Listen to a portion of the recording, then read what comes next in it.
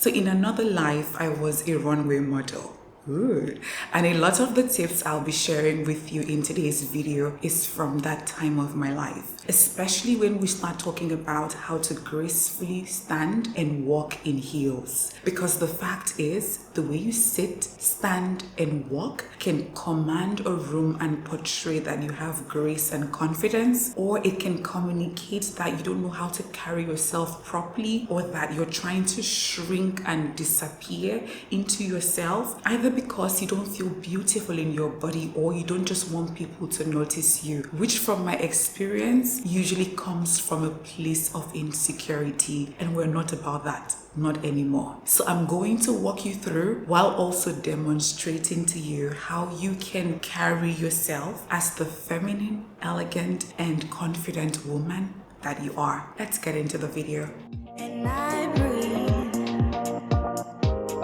Hello intentional woman, welcome back to my channel. My name is Ayanime, and for this video we are going to cover these key areas of feminine deportment: sitting, standing, and walking, both for heels and flats; getting in and out of a car, both for saloon cars and SUV; picking up items from the floor; and then we will wrap up the video with tips on how you can be graceful and charming. Now, the first thing we have to talk about is posture. You cannot sit, stand, and walk gracefully if you do not have a good posture. It is a part of the overall package. Thankfully, a good posture is something you can build through yoga and exercise so that you can strengthen your back and your spine. Because if slouching feels comfortable, that means that your back and spine are weak. And until that is taken care of, you will find that every time you try to force yourself to sit with good posture, you will likely experience pain on your back. So until your back is strengthened, it's nearly impossible to maintain a good posture for a long time. So to help, I am going to share a link to a 30-day yoga practice that I did, and it corrected my posture so much that a woman saw me at the salon and said to me, "I love your posture." Because let's face it,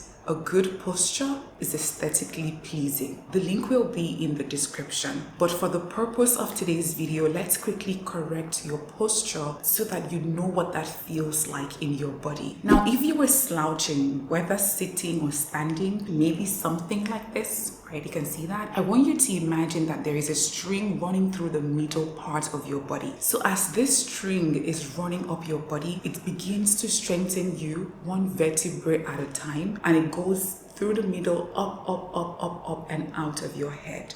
You'll find that you're now sitting with good posture. But something can be happening right now, and that is you could be holding yourself with so much tension, so much that your shoulder can almost be to the ears. If that's the case, we need to release that tension. So I want you to take a deep breath. As you're taking that deep breath, let your shoulders come up with your breath. Roll it to the back, and as you release your breath, let your shoulder go down. Okay, it's a great way to release that tension in your body without you losing your posture. Even from my body, I can notice that I've just corrected my posture a little bit more. Now for your chin, you want your chin to be leveled to the ground, almost at a 90-degree angle. You don't want your chin going up like that or coming down like this. Of course, when you're having a conversation, you can move your head however you please, but you want your default to be a leveled head, not up or down. In essence, carry your head high up as the elegant woman that you are. Now the second part of the video, and that is sitting. Traditionally, there are 4 elegant sitting postures, and I'll demonstrate it for you in a minute. But before we do that, let's talk about certain tips you need to know that will help you sit elegantly. The first one is for you to never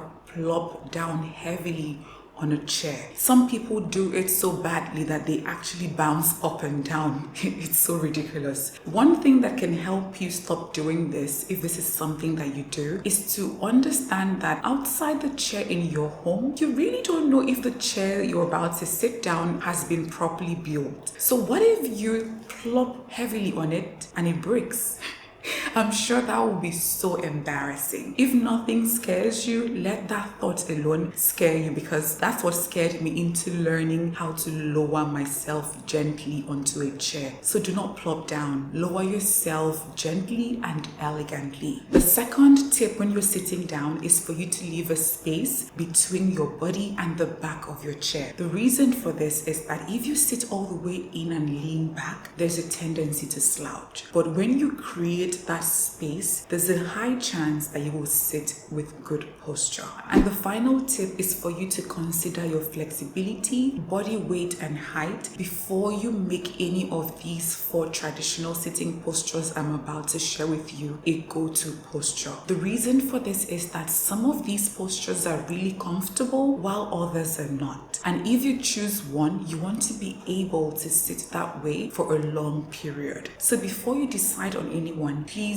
test it out. Make sure it feels comfortable in your body. Now the sitting postures. The first one is called queenly composure or queen's pose. So this is when your knees are together, feet straight and firmly planted to the ground. This sitting posture is comfortable for every woman. The second one is called Cambridge cross. With this sitting posture, you cross your legs at the ankles, making sure to lock your knees so that you're not flashing your lady parts. All right. This is another one that is really comfortable for most women. The next one is called the Duchess slant. So this is when you put your legs together and you move it to the side diagonally. I know it looks easy, but you will find out that if you try to sit this way and you don't have long legs or you're not in heels, it can be really uncomfortable because your legs are being moved to the side and there has to be a balance. So be mindful of that when you're trying this posture. At the very least, have heels on because that will make it more comfortable. And the most complicated sitting posture is the Sussex sit. This is where you cross your legs at the knees and then you move them to the side. To be honest, with this posture, you have to be really flexible and even on the slimmer side for this to feel comfortable at all. If not, your top leg will make your bottom leg feel numb and you'll find yourself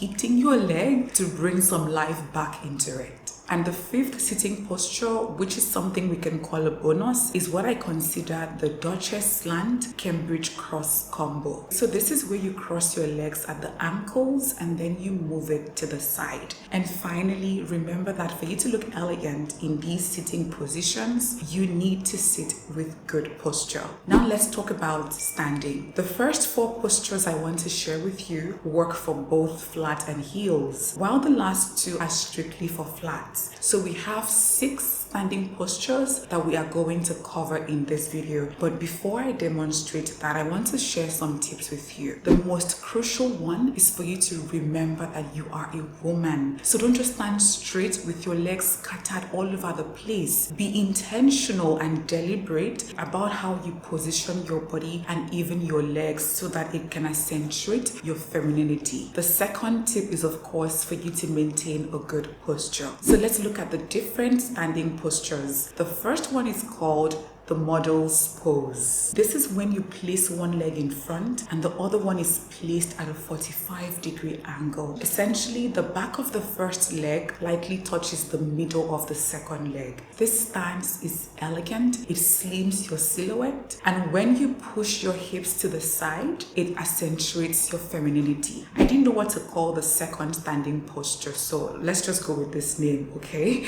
And that is legs slightly apart. So this is when you simply stand with your legs facing forward and slightly apart. This stance is really simple, very comfortable, and it also gives maximum stability, especially if you are wearing heels. Now, if you stand this way with a good posture, you will find that it commands authority. That is why this standing posture is my favorite standing posture when I am giving a speech or making a presentation. That's the way I'm standing right now. The third standing posture also has a funny name. And that is one leg slightly forward. I know you can help me change these names in the comment section because I couldn't be bothered, please.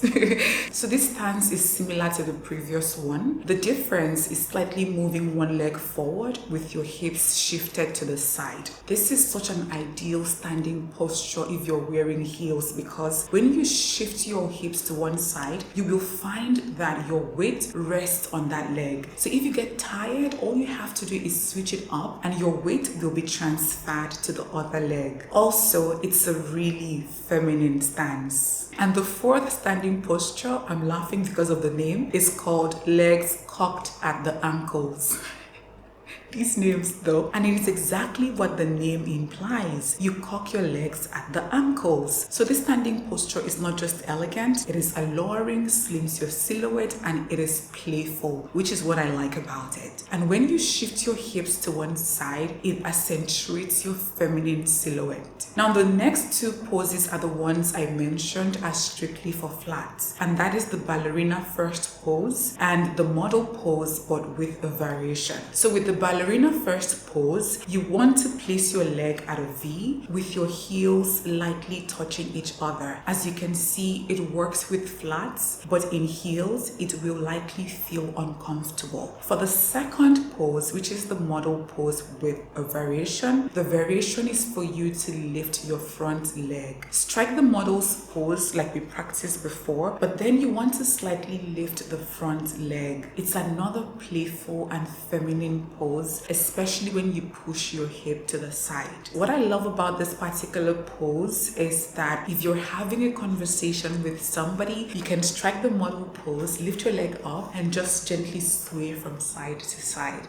It's so feminine and so beautiful. Now, walking, another area of my expertise. I know that when you hear about walking, you may think that you have to glide and walk like a runway model, but that's not true. Walking elegantly simply means paying attention to these 5 key things, and that is your posture, your hip movement, steps, pace, and how heavy your feet falls on the ground. We have extensively covered posture, so we're just going to focus on the other areas. And the first is your hip movement. It doesn't have to be anything elaborate. A gentle sway is enough. It is just a way of connecting with your body and bringing your consciousness to the fact that you are a woman and you should walk like one. The second is your steps. When walking, especially in heels, you don't want your steps to be very long. When you do that, you will not walk with a good posture and you will end up stomping. So you want to make sure that your steps are short and comfortable. Number 3 is pace. This is simply how fast you walk, your speed. Some women walk so fast that it is impossible for them to walk gracefully. If this is you, slow down. Where are you running to? This is worse if you are in heels. So you want to make sure that your step is short and your pace is moderate. And finally, how heavy your feet falls on the ground. The fact is, when you're walking, you're either dropping your feet gently to the ground or you are stomping around. So when next you're walking, I want you to bring your intention to that and notice if you are stomping. If you are, make the effort to land your feet gently to the ground. And now to the main business. So walking in flats and heels are 2 very different things. I'm going to quickly cover walking in flats because that's simpler, and then we can move to the more difficult one, which is walking in heels. So when you're walking in flat, you want your legs to point forward and you walk. That's it.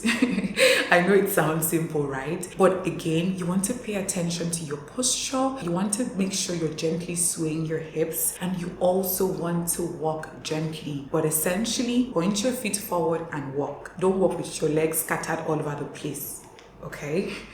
Now, before you can elegantly walk in heels, there are certain things you need to understand. The first is that you control your heels. Your heels do not control you. This is something my catwalk coach drummed into my ear over and over and over. The second thing is that you want to straighten your legs and lock your knees. This is what will help you control your heels, because if your knees are bent and loose, I assure you, you will walk with with bad posture. And when I say lock your knees, I'm not saying you should do it in a way that can damage your knees, not at all. I just mean let your leg be straight and not bent. Another benefit to straightening and locking your knees is that it will help you throw your legs. And this is what that looks like. The third tip when walking with heels is that it is heel to toe, not toe to heel. What that means is that the heel of your shoes connects to the ground first before the remaining part of your leg drops forward. Please do not walk toe to heel. It is a weird way to walk. It is going to make you walk with a terrible posture, and it's going to look almost like you're sneaking, which is not what we're doing, right? So remember, heel to toe, not toe to heel. The final tip when it comes to walking in heels is that you want your heels to be comfortable and solid. My darling, you are better off walking gracefully and comfortably in kitten heels than for you to be elephant walking in 4-inch heels or even end up injuring yourself. So make sure that your heel height is comfortable. Make sure that it has a bit of platform that can help you walk properly. And the final watchword for this is practice, practice, practice. And I'm going to go ahead and demonstrate to you how you can walk in heels. So when walking in heels, you want to imagine that there is a straight line in front of you and you are walking on that straight line. So that means placing one leg in front of the other. With flats, it just meant pointing forward and walking. But in heels, you place one leg in front of the other. This is where throwing your legs comes in. And that is why we went through all the process of learning how to lock your knees, straighten your knees, and throwing your legs. So if you can do it right now, or maybe later on when you are at home, I want you to put on your heels and try to throw your legs as you are walking on that straight line. It may feel a bit weird at first because I'm sure that for a long time you've just simply walked. Now you're being more intentional and your body has to be comfortable with what that feels like. Once you master throwing your legs in front of the other, the next thing you want to add into the mix is swaying your hips. Get comfortable with what that feels like. I assure you, it will make you feel feminine and gorgeous and glamorous. And finally, remember as you're walking to maintain a good posture, keep your steps short, your pace moderate, and lightly drop your feet to the ground. No stomping around. Now, before we get into the next area of feminine deportment, I wanted to quickly share with you that Master Fine Dining, a 12 weeks program that is designed to walk you through the full scope of fine dining etiquette, is open for registration. At the end of this 12 weeks, you will confidently, expertly, and gracefully navigate fine dining and social settings. So whether you are looking to improve your professional image for when you are networking and dining for business, or maybe you want to feel more confident in social settings, whether as a host or a guest, or it could be that you want to prepare for that high value man so that when you go on a date with him, you conduct yourself elegantly. Whatever the reason is, you want to join this program. I'll leave the link in the description. When you tap on that link, you're able to view the full program offer, the weekly schedule for the entire 12 weeks, all the exciting topics we're going to cover, and the bonus resources you get to download and keep even after the program is over. So last batch, we had over 150 people from 10 countries. And for this batch, we are shooting for 200 people. The program starts on the 10th of June, and I look forward to having you. Now getting in and out of a car. When getting into a saloon car, you want to sit in, right, with your legs out, and then with your knees together, swing your legs into the car. The same thing applies when you are coming out. Simply keep your legs together and then you swing your legs out and you stand up. Please avoid dropping one leg out before the other, especially when you are wearing something really short, because you do not want to flash people your lady parts. SUVs, on the other hand, requires a bit more strategy and finesse, but I'm going to walk you through it. So for SUV, you want to use the ledge, or let's call it the step, and place one leg there. Grab hold of the handle above the window, pull yourself up, sit in, and then swing your legs with your knees together into the car. Now, when coming out, you want to, of course, put your knees together, swing your legs out. Place both feet on the steps or ledge and then lower yourself to the ground with the other leg. This is similar to coming down a flight of stairs. Now, picking up items from the floor. Please don't just bend at the waist, especially if you're wearing something really short, okay? Lower yourself at the knees, and that's if you don't have any knee problem. If you do, health first. You can even cross one leg behind you. I've seen that as you're lowering yourself to pick up that item. It is another way to add some sort of flair. And finally, graceful presentation. It is not just enough to sit, stand, and walk elegantly. Your overall presentation matters. So be polite, courteous, soft-spoken. Let your gestures be graceful, not forceful or dramatic. Whether you're having a conversation with someone or you're picking up a glass of wine, be deliberate about your hand movement. You decide how you want to position your body. Also, be charming with a warm smile when that's appropriate. Maintain eye contact with a twinkle in your eye when you're talking to people. Listen attentively. Show empathy and compassion. All of this will make people feel comfortable and valued in your presence. And that is a true mark of an elegant woman. And that's it for today's video. I'd love to hear your thoughts. Share them with me in the comment section. Like the video if you haven't. Subscribe to the channel, because on this channel I create content that will help you become a better version of yourself for yourself. Trust me, you will love it here. As always, be kind to yourself, and I'll see you in the next video. Bye.